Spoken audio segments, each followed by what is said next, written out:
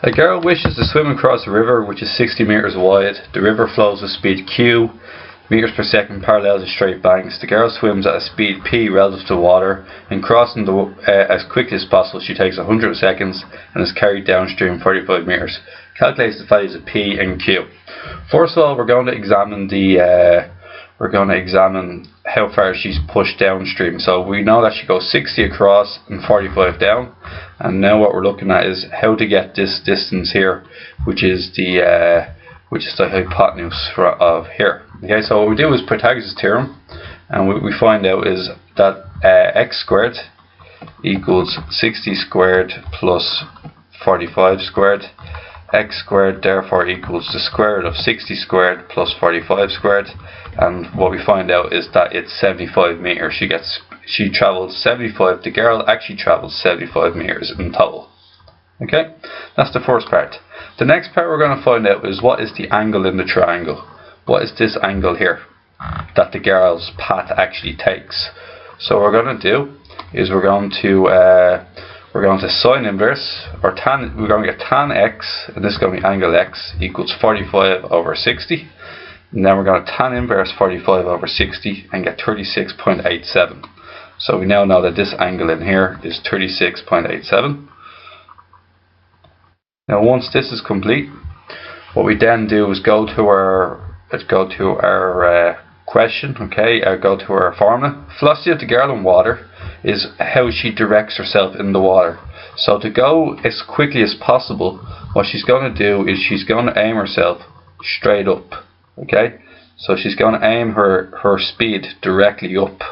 Okay, and then this here is going to be this line here represents the velocity of girl in water because she aims directly up, and the velocity of the water takes her to the right, resulting in the actual girl's velocity, which is phi g here. Now we can calculate what phi g is because we know that she covers 75 meters in 100 seconds. So the velocity of g is distance divided by time, and distance divided by time is 75 divided by 100, which results in the velocity of the girl being 0.75. So this is 0.75 here. Now what we also know is that this here is p, because she swims at p meters per second, and the velocity of the water is q. So we can now use the right angle formula, where this is 36.87, and what we have is that sine 36.87 equals q over 0.75. Q therefore is 0.75 sine 36.87, and what we get here is 0.45. We now know that q equals 0.45. And now we're going to do the same thing for p, because cos equals adjacent over hypotenuse, which is p over 0.75. Therefore p equals 0.75 cos 36.87, which is located here. So 0.75 cos 36.87, and what we get this time is 0.6. So p is 0.6. So what we can get rid of next is we can get rid of all of this here, and we have our two answers of 0.45 and 0.6. Okay. Now, in the next part, what's going to happen next is we're going to have to swim against in part 2, how long to the nearest second will it take her to swim in a straight line back to her original starting point. So what we have here is the same as last time. We have a 36.87 degree angle, and we're looking to start from here, and we're going to finish here. Now the problem this time is that when we swim across, so if I were to choose to go at this angle here, what happens is the water is pushing against me, and it will actually bring me on an angle that's further away.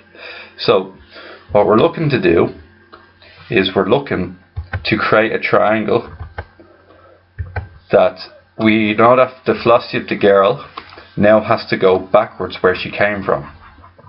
Okay, so velocity of the girl has to go this direction here, and this angle is 180 minus 90 minus 36.87, which is 53.13. So the angle we actually want to go at, so the velocity of the girl's angle has to be this direction here. So that's the velocity of the girl.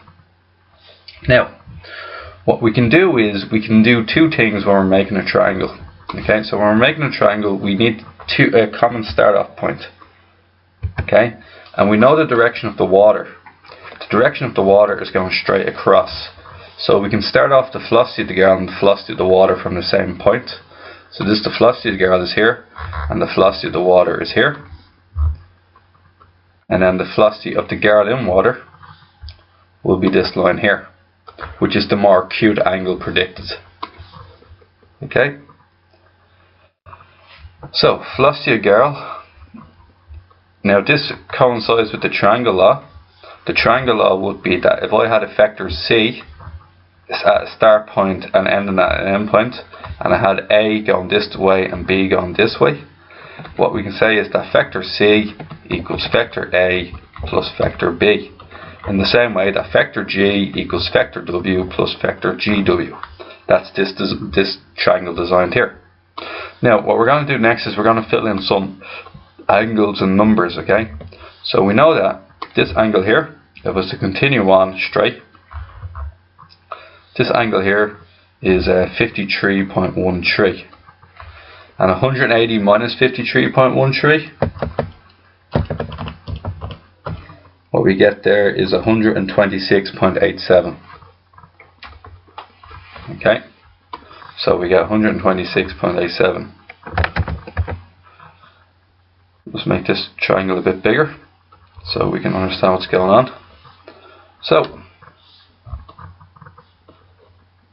126.87, and we know that this here is 53.13, and we know that this is the velocity of the girl.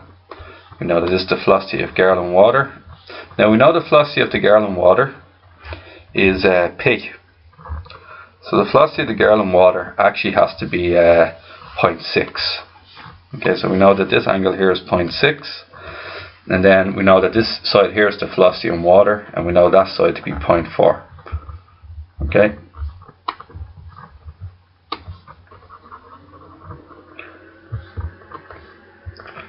So what we're going to do next is we're going to use the sine rule, and I'm going to figure out what is this. The whole goal is to find out what 75 meters divided by velocity of girl is, because remember, time equals distance over speed.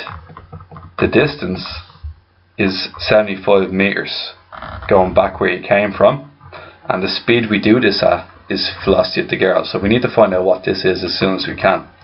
So to find this out, we're going to find out what angle x is. So we're going to say sine x, and sine x is opposite 0.4, equals sine 126.87 over 0.6, and then we're going to multiply the 0.4 up, sine 126.87 all over 0.6, and we're going to sine inverse the answer. So it's going to be 0.4 sine 126.87 divided by 0.6. Now we're going to sine inverse the answer. So shift sine inverse answer, and we get is 36.87.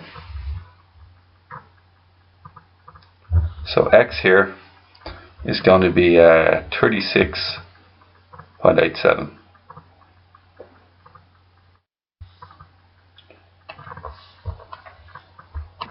Sorry guys, one mistake made there. It's actually okay.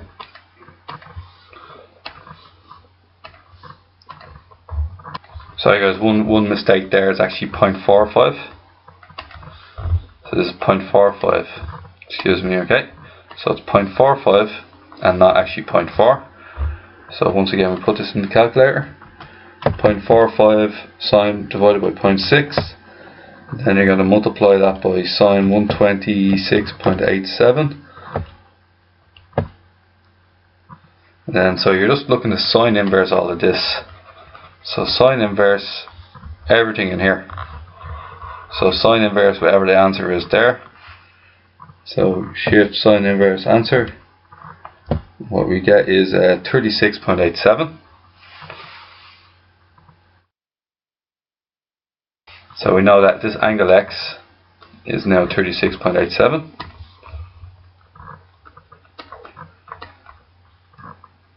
Okay, and this will have this last angle here then, it's going to be 180 minus 36.87, take away 126.87. Just 126.87. What we have there is a 16.26 degree angle.